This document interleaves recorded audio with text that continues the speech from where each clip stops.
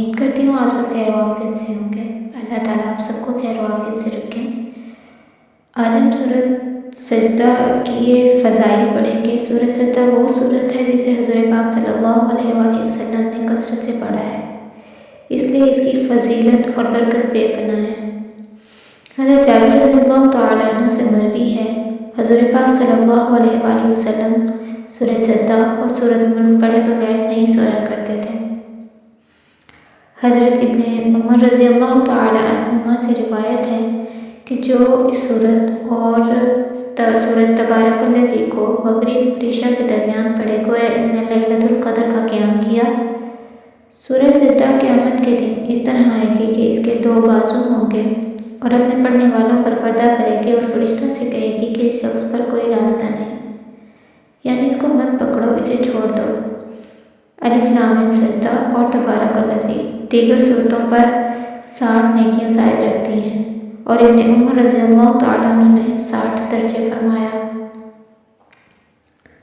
حضرت ابو ہریرہ رضی اللہ تعالیٰ عنہ سے روایت ہے، حضور پاک صلی اللہ علیہ وآلہ وسلم جمعہ کے دن نماز فجر میں سورۃ الف لام میم تنزیل السجدہ پڑھا کرتے تھے۔ یہ سورت غلبہ اور عزت پیدا کرنے میں بہت مفید ہے۔ اگر کوئی شخص ملازمت کرتا ہو اور اس کے افسران بالا اس سے خفگی اور سختی سے پیش آتے ہوں تو اسے چاہیے کہ 7 روز تک بعد نماز فجر اس سورت کو 3 مرتبہ روزانہ پڑھے۔ انشاءاللہ افسران بالا بے حد مہربان ہو جائیں گے۔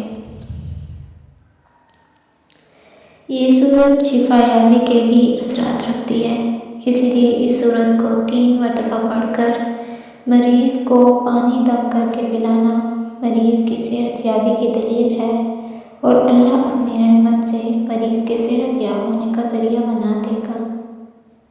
اگر کسی شخص کو مخالف فریق نے مکان، زمین اور جائیداد کے مسئلے میں بہت پریشان کر رکھا ہے، اس سے چاہیے کہ 21 روز تک اس سورت کو روزانہ بعد نماز عشاء 11 مرتبہ پڑھے۔